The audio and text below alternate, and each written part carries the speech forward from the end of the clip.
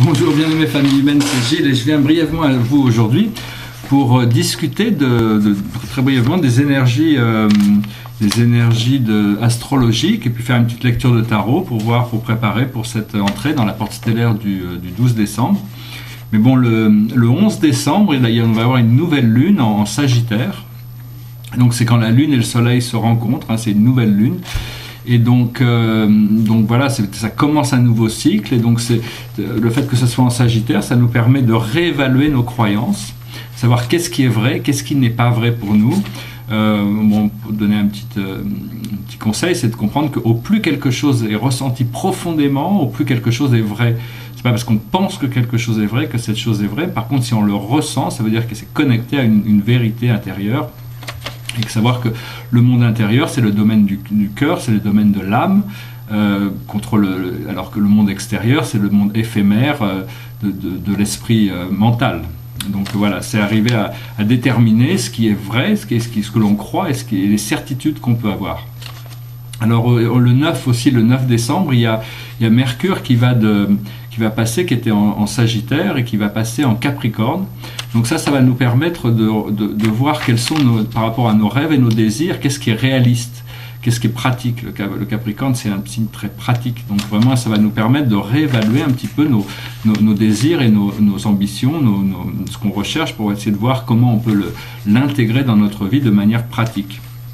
Puis avec ça, il y a Mars et Uranus qui sont en opposition.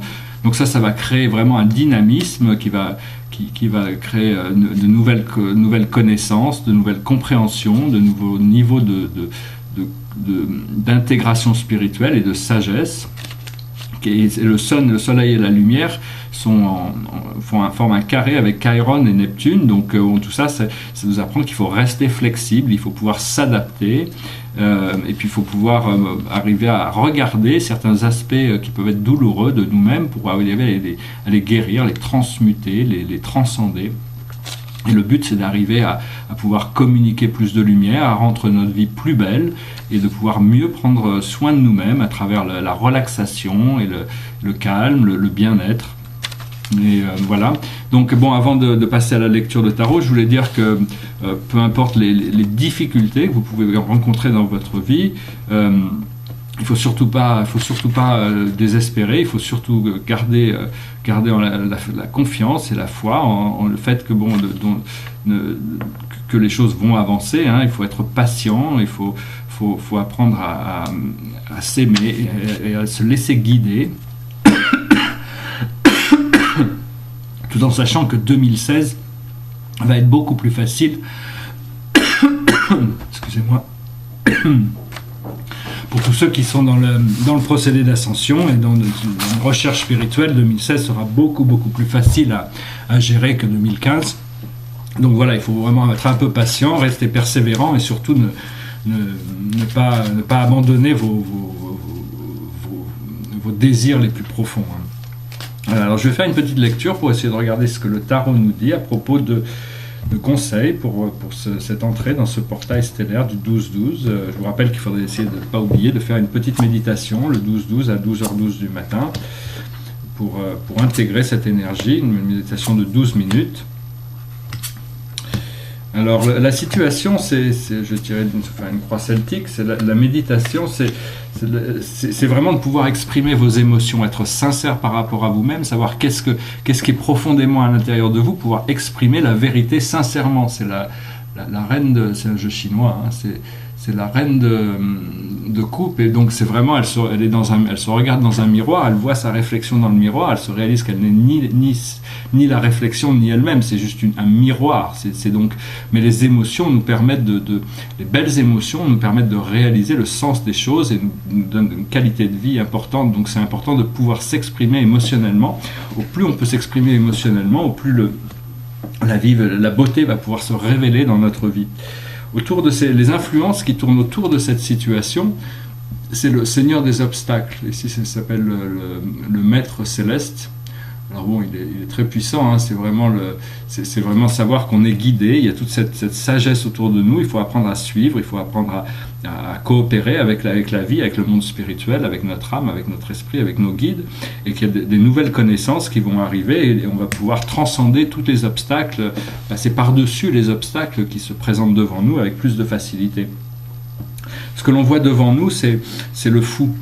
C'est ce qui va se manifester, c'est-à-dire on n'a plus peur de toutes les choses qui nous faisaient peur, c'est la complétion d'un cycle, le cycle est fini, on peut faire un saut quantique dans n'importe quelle réalité, s'ouvre à nous, c'est vraiment un grand portail qui est ouvert, c'est le fou, c'est l'amour, c'est la liberté, c'est vraiment une carte, c'est la carte 0, c'est-à-dire tout est possible.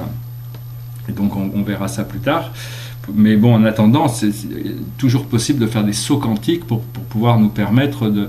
On n'est pas obligé d'attendre le temps linéaire. Si on peut, dans notre conscience, on peut déjà faire le saut quantique par rapport dans la réalité qu'on veut vivre, on arrive à mieux l'intégrer et elle se manifeste beaucoup plus vite.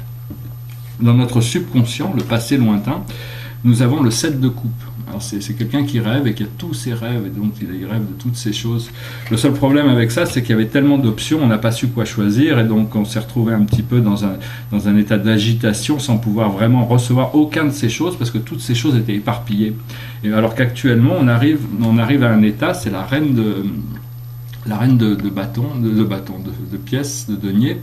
Et elle, c'est une reine très puissante qui représente la sécurité, le bien-être, c'est-à-dire arriver à se savoir confortable à l'intérieur de l'énergie où on est actuellement, en ayant laissé derrière nous toutes les choses qui nous avaient embarrassés dans le passé pour sentir un nouveau confort, un nouveau bien-être, un sens de la prospérité, un sens de l'abondance. C'est des choses qu'on doit pouvoir ressentir dès maintenant, quelles que soient les circonstances de notre vie. Si on peut créer ces conditions intérieurement, ça va faciliter l'abondance pour arriver plus puissamment dans notre vie.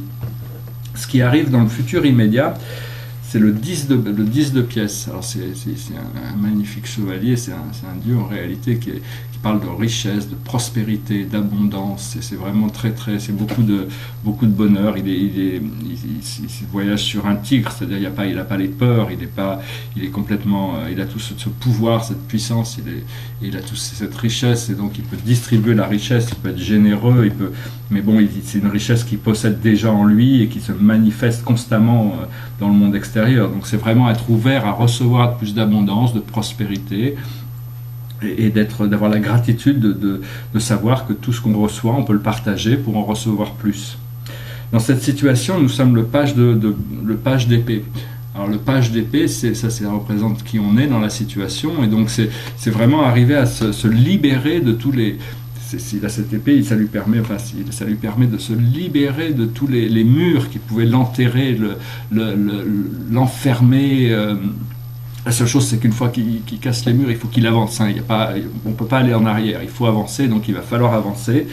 Et donc ça, c'est très clair, il faut se libérer, suivre son intuition pour arriver à avancer, se débarrasser de toutes ces anciennes choses, casser les murs, des anciens murs, sortir de la boîte pour rentrer dans une beaucoup plus grande boîte, beaucoup plus belle.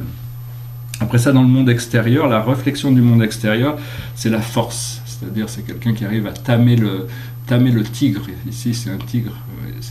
Il arrive et il est plus fort que le tigre. Ce tigre, ça représente la peur, et donc il n'y a plus de peur. Et donc, c'est vraiment une carte d'amour, une carte d'ouverture du cœur, quelque chose de très puissant.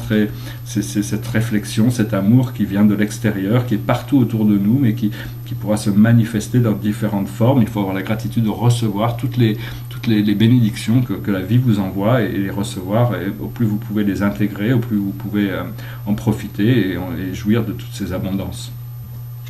Après ça, au niveau des émotions internes, des espoirs et des craintes, nous avons l'étoile.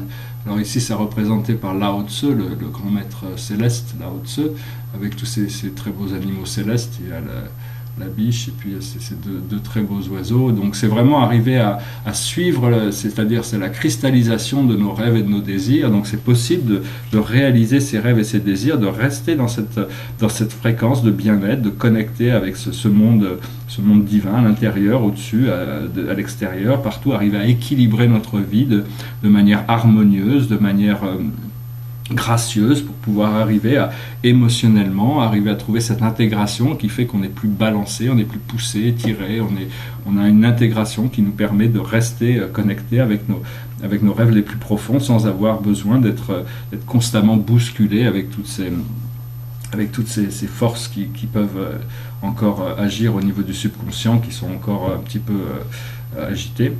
Et la clé de tout ça, c'est l'as de bâton, et l'as de bâton, c'est vraiment le succès, le pouvoir, des nouveaux pouvoirs, des pouvoirs sur nous-mêmes, qui nous donnent notre pouvoir personnel, qui nous permet de vraiment pouvoir vraiment se sentir bien dans les situations pour pouvoir agir de manière lucide et de pouvoir créer des circonstances, des conditions qui font que on comprend, on choisit la vie plutôt que de la subir. Voilà, j'espère que cette lecture aura été intéressante pour vous. Personnellement, bon, je voulais dire que bon, je passe par une période de transition. J'ai dû travailler avec certaines planètes, comme la planète Némésis, qui m'a donné beaucoup de travail. Très très difficile planète à intégrer, mais bon, je vois la planète Hébé aussi qui va venir dans ma vie, qui se rapproche. Et il y a eu Tessis et Iris qui ont bien aidé avec mon procédé. Et voilà, toujours Chiron, qui est une planète très importante, qui m'a permis d'intégrer tout ça. Voilà, donc on se rapproche de vraiment ce moment de... Toutes ces planètes, toutes les planètes en astrologie sont là pour nous aider. Elles sont connectées à l'intérieur de nous et elles existent aussi à l'extérieur de nous. Tout ce qui est à l'extérieur existe aussi à l'intérieur. Dès qu'on prend conscience de quelque chose, elle trouve une résonance à l'intérieur. Donc il faut arriver à accepter, travailler avec ces énergies pour essayer de laisser cette danse de l'univers se manifester de manière harmonieuse et gracieuse, tout en étant conscient que c'est nous qui faisons le choix, c'est à nous de créer notre propre vie et d'assumer les responsabilités de nos actions. Voilà, j'espère que cette lecture aura été intéressante pour vous. Je vous souhaite une magnifique journée et puis je vous dis à bientôt. Namasté.